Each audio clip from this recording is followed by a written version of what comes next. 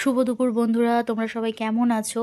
আমি তো ভীষণ ভালো আছি। তো তোমরা তো জানো আজকে আমরা দক্ষিণেশ্বর গেছিলাম, গাড়ি পুজো আর মায়ের পুজো একসাথে হয়ে গেছে।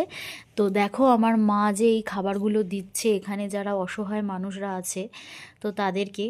তো আমার মায়ের কিন্তু ভীষণ জ্বর, ঠিক আছে? তো এই জ্বর নিয়ে আমার মা গেছে পুজো দিতে। তো আমি ভগবানকে অনেক অনেক ধন্যবাদ জানাই যে আমার মায়ের মানে মাথার ওপর আশীর্বাদ যেন ওনার সব সময় থাকে, কারণ ওনার মনের জোরে উনি কিন্তু সব কিছু করেন, ঠিক আছে? তো আমার মায়ের সামর্থ্য অনুযায়ী এদেরকে যতটা পেরেছে দেওয়ার চেষ্টা করেছে এবং এদের মুখের হাসি ফোটানোর চেষ্টা করেছে। আমরা তো অনেক টাকা অনেক দিকে খরচ করে ফেলি, তাই না? কিন্তু যদি এইগুলো করতে পারি, এগুলোর থেকে পুণ্যের কাজ আর কিছু হয় না, এটা আমরা মনে করি। তবে আমরা বলবো না যে আমরা হ্যাবক বড়লোক। তোমরা কিন্তু জানো আমরা খুব একটা বড়লোক নয়, মধ্যবিত্ত পরিবার থেকেই বিলং করি, কিন্তু তার মধ্যেও এদেরকে দিয়ে আমাদের শান্তি আছে, ঠিক আছে?